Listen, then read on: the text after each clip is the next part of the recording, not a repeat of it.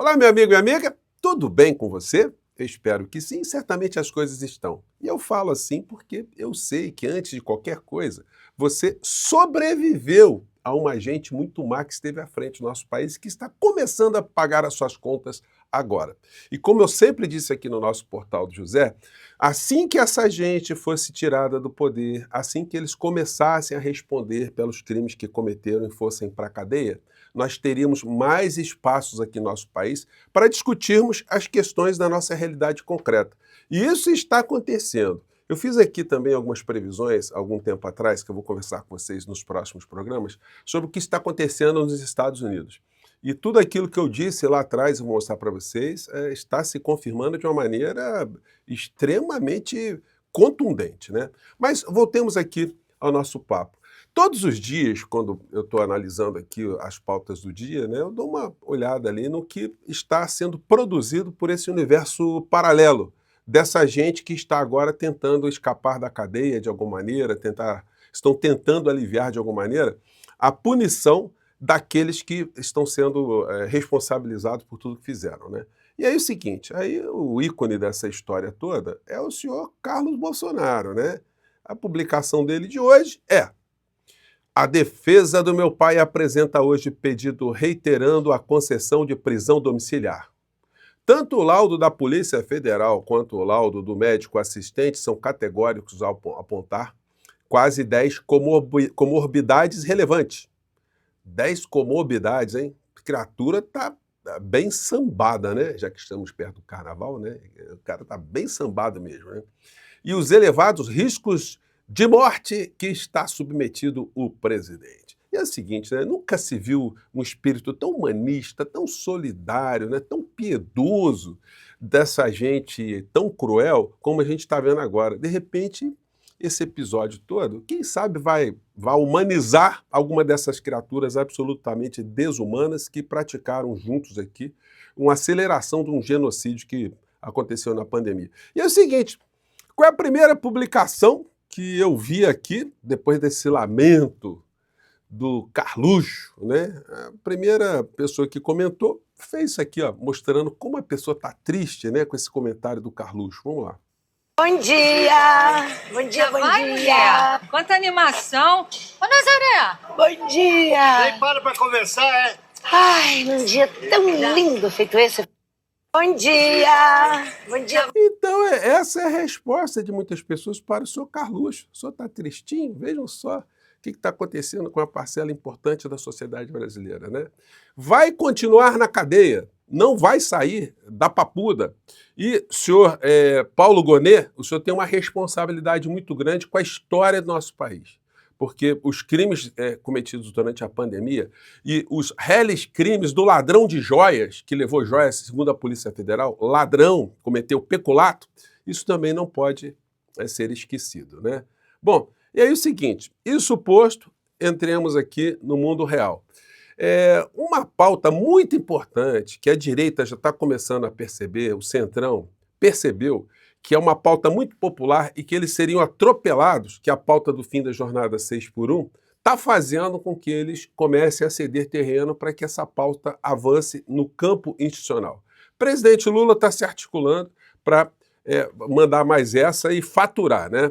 Eu comentei aqui com vocês que é uma pauta muito importante porque ela não mexe com orçamento, né? Porque toda a pauta que mexe com orçamento, aí vai ter discussão de furar teto de gastos, enfim, da responsabilidade fiscal, essa não mexe com nada disso. Essa é uma legislação, um projeto de emenda constitucional. Aliás, ontem eu esqueci de falar, quem começou a vitaminar esse projeto com mais visibilidade foi o vereador do PSOL aqui do Rio de Janeiro, o Rick Azevedo, que eu não falei o nome dele ontem, mas eu coloquei no link da descrição, então, minha homenagem a ele, e a deputada Érica Hilton, que apresentou um projeto de emenda à Constitucional, que agora começa a ter mais relevância, começa a ter mais atenção.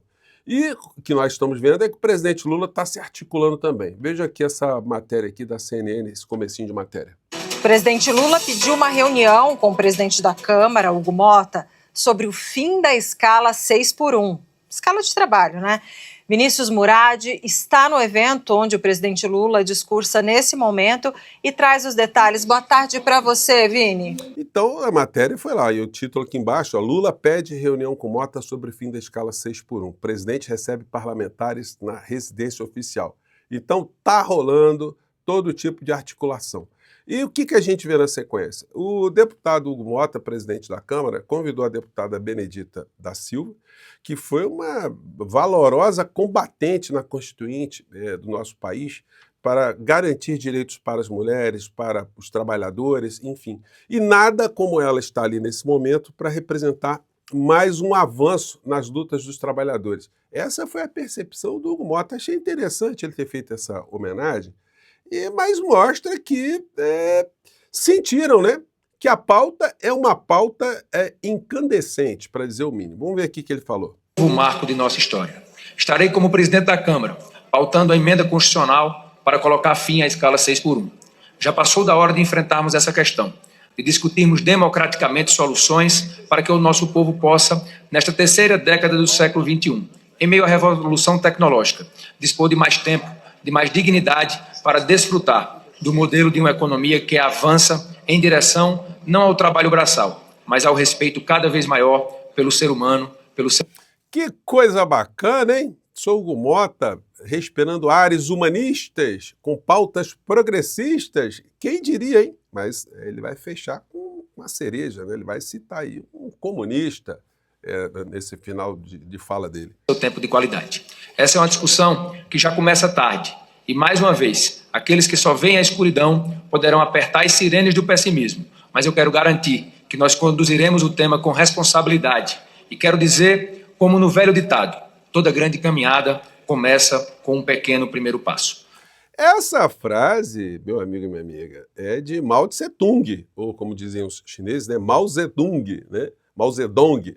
Então, o senhor Hugo Mota, olha, francamente, hein? O senhor anda lendo alguma coisa aí interessante. Nós vamos começar essa grande caminhada, agora, porque o Brasil precisa, porque o povo merece, porque é o certo a fazer, porque o Brasil está maduro para enfrentar a escala 6x1. Muito obrigado. Que beleza, como hein? Toda casa... Que beleza. Então, olha, gente, é aquilo que eu disse para vocês. Não é muito melhor nós estarmos discutindo essas questões concretas do que ficar discutindo insanidades que essa gente produzia todos os dias?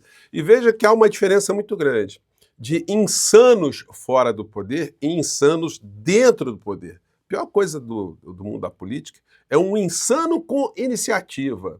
É o apedeuta, o ignorante profundo com iniciativa, ou com poder de tomar iniciativa. Eles estão neutralizados agora, mas eles querem voltar, né? E esse tipo de pauta, o presidente Lula não tem como não faturar no meio dessa história, né? Agora, a direita percebeu, e quando a gente vê os porta-vozes, eu quero ver o deputado Nicolas Ferreira, porque ele falou que é contra a jornada 6x1. Eu quero ver ele sustentar isso. Eu quero ver o Sóstenes, essa gente toda, sustentando, né? Porque eles só sustentam coisas que ferram o povo trabalhador. Mas aí a gente pode ter já uma antevisão de como será o discurso dessa gente por esse tipo de fala aqui, ó, de um dos representantes nos meios de comunicação dessa extrema-direita insana e escravocrata. Vejamos. É uma proposta de emenda à Constituição de uma deputada do PSOL e de um deputado do PT. Alguém acha que isso vai dar certo? Hein? Alguém acha que isso é para defender quem?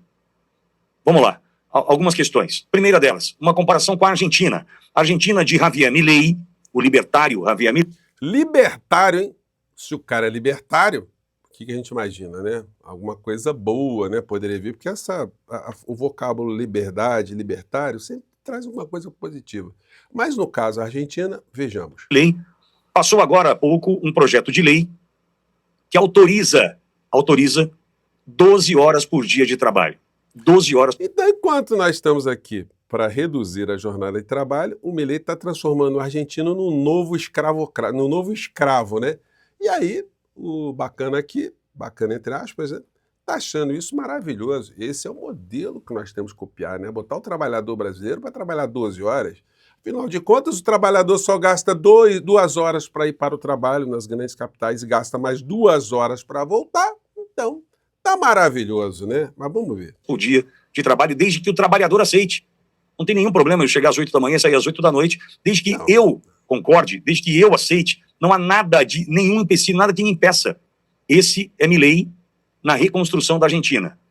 Já o PT e o PSOL, querendo destruir o Brasil, propõem algo que vai absolutamente no sentido contrário. Eu quero ver quando essa proposta passar, porque vai passar, eu quero saber o que os palhaços vão dizer após, né? Porque esse era o argumento do fim da escravidão, né? Não, se terminar a escravidão, o Brasil vai quebrar. Depois, quando se criou a CLT, o Brasil vai quebrar. Depois, quando se criou a jornada de trabalho, quando se fixou um limite para a jornada de trabalho, quando se fixou um salário mínimo, é a mesma gente, né, que tem os seus papagaios, né, para falar sobre, defender sempre os interesses de grandes grupos. Agora, a realidade na Argentina é essa aqui, ó. Vejamos aqui no canal do Julian Gilbert, que ele colocou com a tradução já em português, né? O que está acontecendo na Argentina? Vamos lá. Trabalhar em outro lugar. Sim, veja bem, a situação do emprego está complicada em todo o país.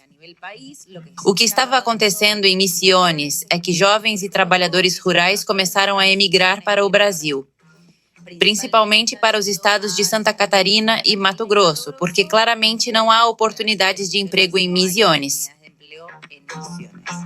A estimativa que fazem para tomar essas decisões é que o trabalho agrícola no Brasil é muito melhor remunerado. Temos alguns áudios que trabalhadores nos enviaram. Vamos ouvir Isaías Mendoza.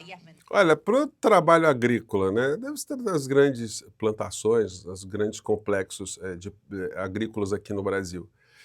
Se está melhor do que a Argentina, é porque lá a coisa está muito ruim, né? Mas qual a solução? É aumentar a jornada de trabalho lá na Argentina para 12 horas diárias, né? Enfim, aí quem sabe a Argentina, esses trabalhadores que estão vindo para o Brasil, eles resolvam voltar para a Argentina. Dizem, não, vamos trabalhar na Argentina porque lá está muito melhor, né? Vamos ver aqui o depoimento dos trabalhadores. Olá, bom dia, sou Isaías de Mendoza. Trabalhava em Andresito, na colheita da erva mate, e agora no Brasil também com erva mate, ganho cerca de 110, 120 mil por dia. É pesos. E lá não querem pagar mais que 25, 20 mil, ou seja... Ele ganha 5 vezes mais no Brasil do que na Argentina. Já não dá para viver, né? E sim, já faz quase 2 anos que estou por aqui, e desde que o governo mudou, nós emigramos para outro país, porque lá quase não funciona mais. As empresas aqui são mais exigentes, tudo formal. Já no primeiro dia você entra registrado, ninguém informal. E outra coisa, aqui é mais fácil trabalhar. Isaías é um trabalhador tarefeiro que foi para o Brasil em dezembro de 2024. E segundo ele, cerca de 1.300 pessoas saíram de Andresito. No total, Andresito tem 20 mil habitantes, então é uma porção significativa, e esses são os trabalhadores que foram registrados oficialmente. O que também dizem é que alguns já saíram registrados com empresa, com tudo combinado para trabalhar lá. Gente, então essa é a realidade, mas o cidadão aqui, ele está achando que na Argentina o caminho está indo bem, né? Aqui vamos ver um depoimento aqui de um empresário da indústria têxtil na Argentina. Vamos ver, acho que dá para pegar aqui. Sí, sí, tal cual. La actividad en los últimos años se viene derrumbando estrepitosamente. Es real. A atividade está caindo estrepitosamente, né? Está se derrubando. El 70% de la capacidad instalada está ociosa. O sea, de cada 10 máquinas solo están funcionando 3. Então a capacidade ociosa está gigantesca. Cada 10 máquinas, só 3 estão funcionando. Não é isso que a direita quer implantar aqui no Brasil. Transformar o nosso país numa grande colônia de exploração dos nossos recursos minerais, enfim, das nossas commodities. É isso que essa gente quer, reescravizar o nosso país. E tem aqui, em veículos de comunicação na direita e na extrema-direita, os seus porta-vozes, os neo-escravocratas, os vassalos, os entreguistas, os traidores da pátria. Mas a gente está aqui para desmascará-los, né? Gente, eu fico por aqui, mande seu comentário, mais tarde eu volto, tem coisas muito interessantes acontecendo, tá bom? Um grande abraço, tchau!